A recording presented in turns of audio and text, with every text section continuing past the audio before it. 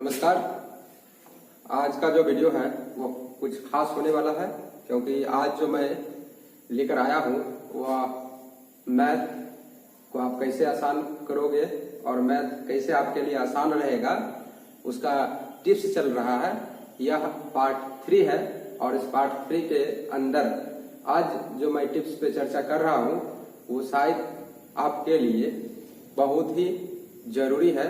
और इस टिप्स को अगर आप जान गए तो केमिस्ट्री हो, फिजिक्स हो या मैथ हो, उसको आप इस तरह से हल्का महसूस करोगे। शायद जब आप ये वीडियो देख लोगे तो आपको महसूस जरूर होगा कि हाँ, सर ने जो बताया वो जरूर आज का खास टिप्स था। और इस खास टिप्स में मैथ का यूज है और उस खास टिप्स को, मैथ को अगर मैं बता रहा हूं, इसको अगर आप जान लेते हो तो आपके लिए बहुत ही फायदा होगा। तो स्टार्ट करते हैं। आज का ये जो एक स्पेशल टिप्स है उसको मैं बताने जा रहा हूं। एक एग्जांपल से हम स्टार्ट करते हैं। जैसे हम जानते हैं गोला का आयतन, गोला का आयतन, गोला का आयतन। अब गोला का आयतन आप जानते हो कि V बराबर होता है 4/3 पाई आर क्यूब। ये 4/3 पाई आर क्यूब। आप इसको देखो। दूसरा एग्जांपल की अगर हम बात करते हैं तो हम बेलन का आयतन की बात करते हैं। बेलन का आयतन, अगर बेलन का आयतन की बात करते हैं तो V बराबर होता है पाई r²h।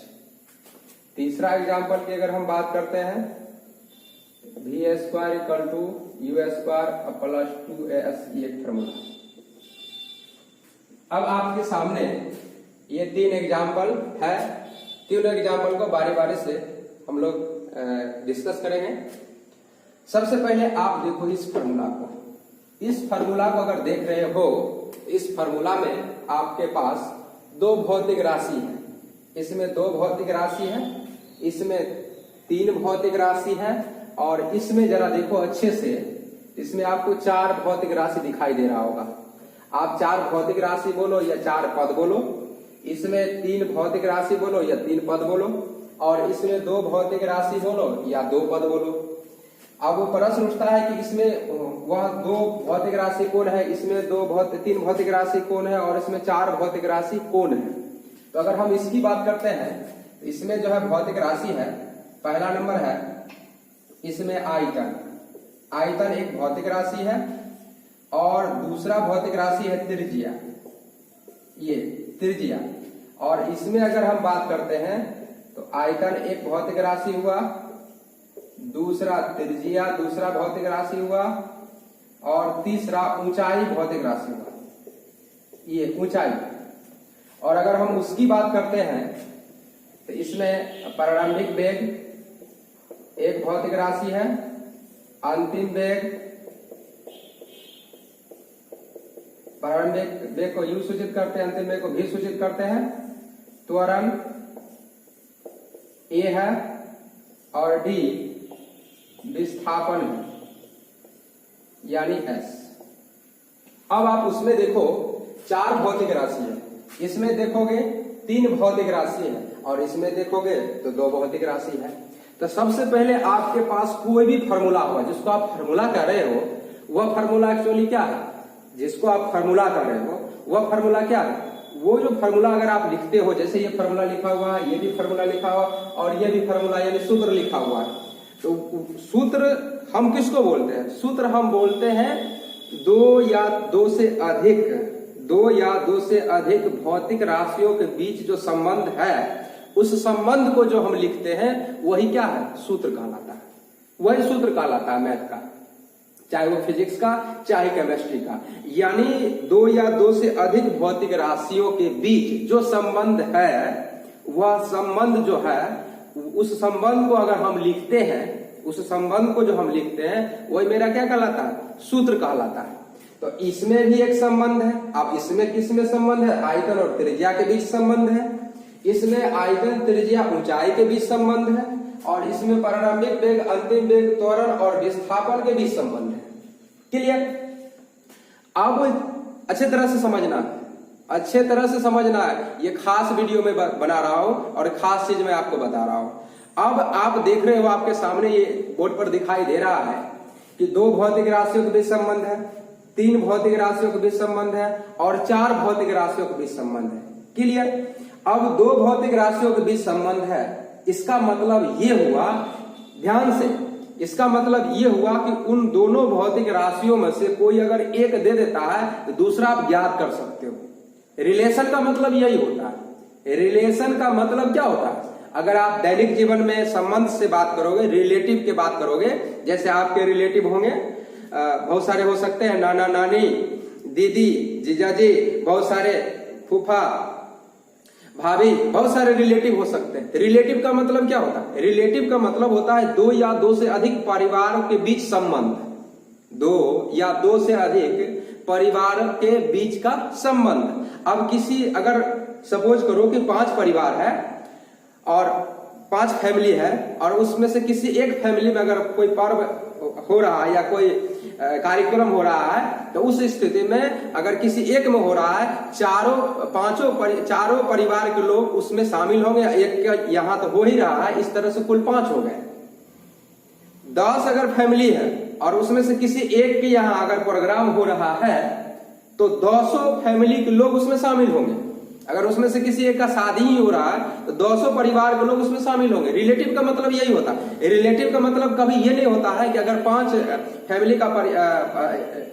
फैमिली का एक रिलेशन है, तो उस स्थिति में किसी एक का शादी हो रहा है तो उसमें से 2 नहीं आएगा, तब हम कह सकते हैं कि वो उसका रिलेटिव नहीं है।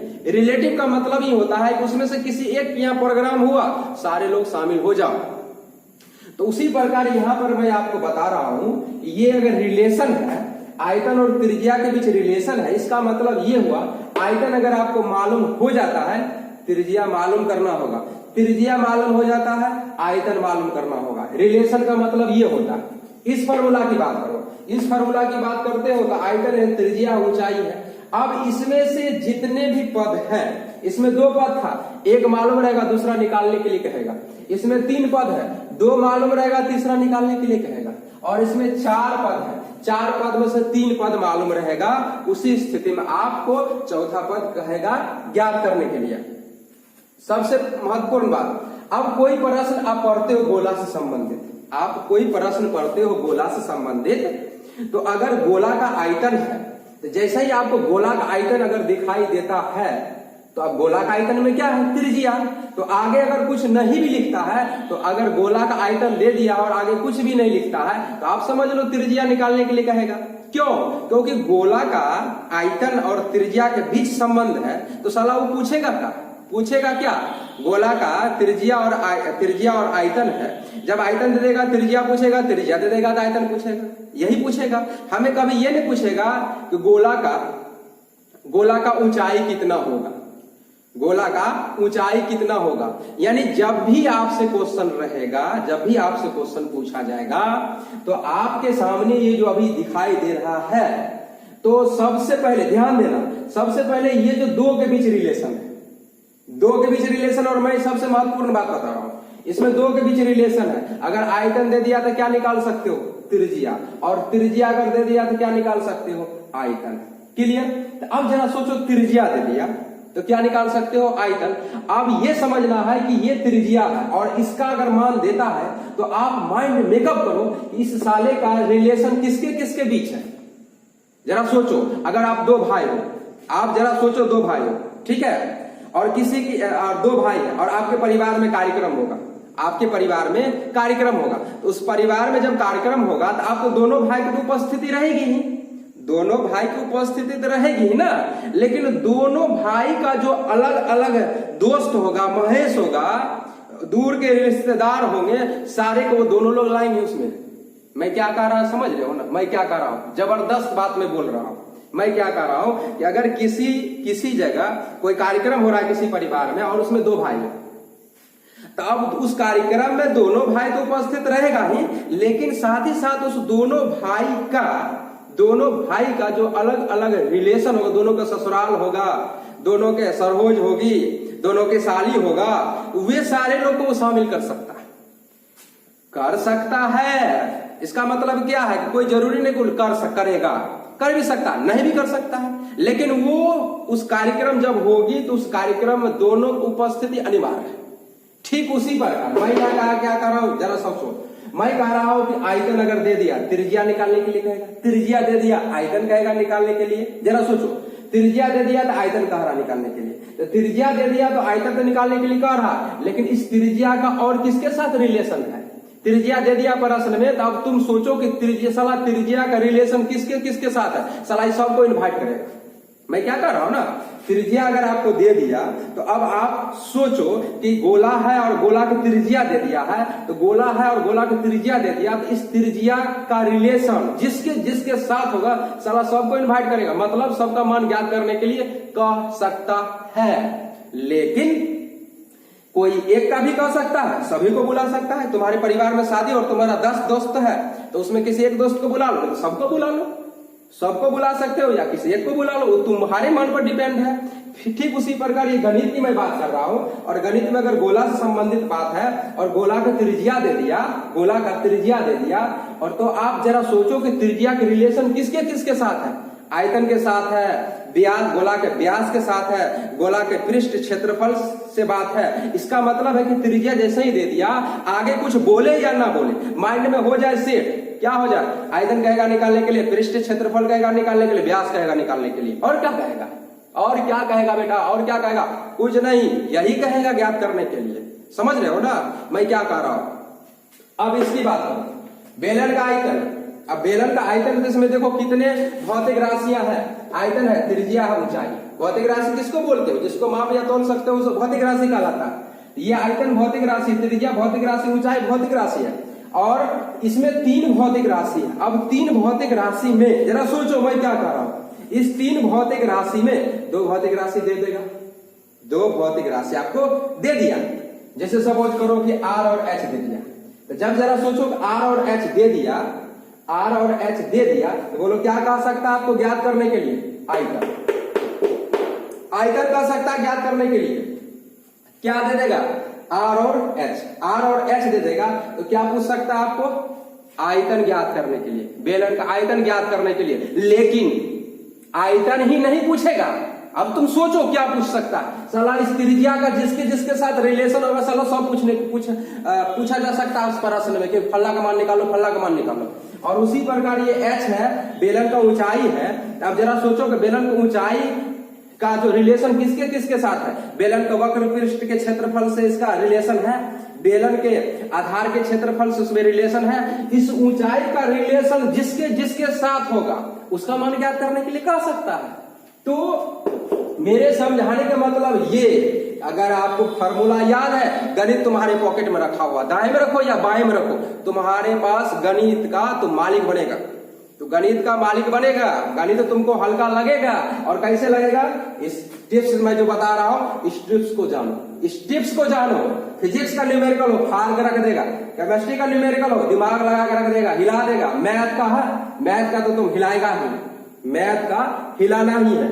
तो मैथ में भी बता रहा हूं, और यही बात फिजिक्स में भी लागू करना।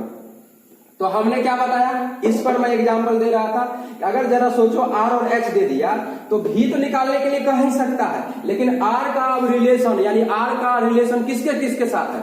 व्यास के साथ है, बेलन के आधार के क्षेत्रफल के साथ है, बेलन के वक्र पृष्ठ क्षेत्रफल के साथ है। इसका मतलब बाकी वो भी ज्ञात करने के लिए कह सकता है। अब भले उसमें से कोई एक ही ज्ञात करने के लिए कहे, वो दूसरी बात है, वो दूसरी बात है। अब इसमें आओ, ये लास्ट क्वेश्चन 3 नंबर में।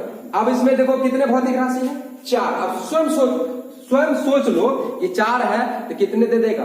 3। चौथा आपसे पूछेगा ज्ञात करने के लिए, चौथा पूछेगा ज्ञात करने के लिए। फॉर एग्जाम्पल, U दे दिया, A दे दिया, S दे दिया, U दे दिया, A दे दिया, S दे दिया, U दे दिया, A दे दिया, S दिया, तो बोलो किसका मान कह सकता है इस सूत्र के अनुसार ज्ञात करने के लिए? V का, V का।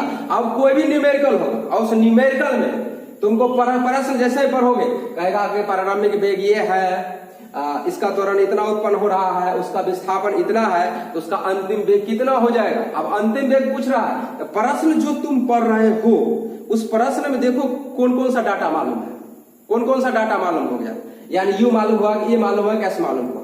अब क्या पूछा जा रहा है, जो पूछा जा रहा है और जो डाटा तुमको मालूम है उस दोनों के बीच रिलेशन होगा।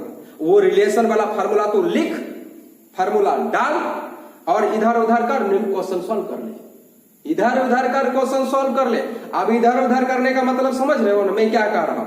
इधर उधर करने का मतलब ये एलएचएस साइड में अगर प्लस है तो उसको उठा के माइनस में ले जा, आरएचएस साइड में अगर माइनस में है तो प्लस हो जाएगा, गुना रहेगा तो भाग हो जाएगा, भाग रहेगा तो गुना हो जाएगा। बात समझ रहे हो ना। तो सबसे महत्वपूर्ण क्या चीज है, सबसे महत्वपूर्ण क्या चीज है, जरा सोचो। और सबसे इंपॉर्टेंट बात बता रहे, अगर ये फॉर्मूला लिखा हुआ है, ऐसे लिखा हुआ, बताइए आयतन बराबर, ये फॉर्मूला क्यों नहीं लिखा, सला यहाँ पे त्रिज्या बराबर आयतन के रूप में क्यों नहीं लिखा, जरा सोचो। गणित कोई भी किताब का, कोई भी राइटर का बुक देखो, तुम कोई भी राइटर का बुक देखो और उसमें देखोगे अगर लिखा हुआ है गोलाक आयतन, गोलाक आयतन v बराबर 4/3 पाई r, गोलाक आयतन लिखा हुआ, बेलन का आयतन लिखा हुआ है। जरा सोचो कि ऐसे लिखा हुआ है, इसको ऐसे क्यों नहीं लिखा, इसको कहा था कि गोलाक आयतन r बराबर लिखता, r बराबर 3v/4 पाई और यहाँ 3 देकर ऐसे लिख देता। इसको हम r का मान निकालेंगे ऐसा फॉर्मूला आएगा। ये अब जरा तुम सोचो कि ये लिखा हुआ है, ये गोला का आयतन लिखता है v बराबर, यहाँ गोला का त्रिज्या बराबर लिखता है।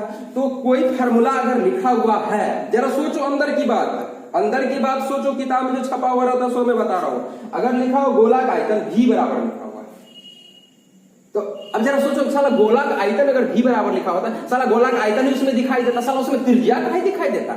गोला का आयतन, जरा सोचो, गोला का आयतन की अगर हम बात करते हैं, गोला का आयतन की बात करते हैं तो गोला का आयतन लिखते हैं तो इसमें सिर्फ आयतन एक चीज रहता, इस साला आयतन इधर आता है, उसके बराबर कहाँ लिखाता है, इसलिए लिखाता है कि साला ये आयतन जो है किसी दूसरे की सहायता से निकलेगा।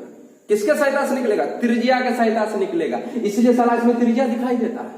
अब त्रिज्या अगर दिखाई देता है तो प्रश्न पर, और उस प्रश्न में देखे साला कहाँ त्रिज्या है वो डाल, आयतन निकल जाएगा। और अगर हम ऐसे फार्मूला लिख दिए हैं, गोला का त्रिज्या फार्मूला और गोला का त्रिज्या का फार्मूला लिख दिए हैं और इधर आयतन है, तो तू अब प्रश्न पर और उसमें देख आयतन मालूम रहेगा, त्रिज्या निकालेगा। मैं क्या बोल रहा हूं समझ रहे हो ना, मैं क्या कर रहा हूं, ये जबरदस्त चीज मैं बता रहा हूं। तो अगर गोला का आयतन का फार्मूला लिखा हुआ है, इसका मतलब तू समझ के आयतन ज्ञात करना है, त्रिज्या मालूम रहेगा तो। और अगर हम गोला के त्रिज्या का फार्मूला लिख रहे हैं तो त्रिज्या और किसके बीच फार्मूला, आयतन के बीच। इसका मतलब है कि आयतन मालूम रहेगा तो त्रिज्या तुमको निकालना है, त्रिज्या तुमको निकालना है।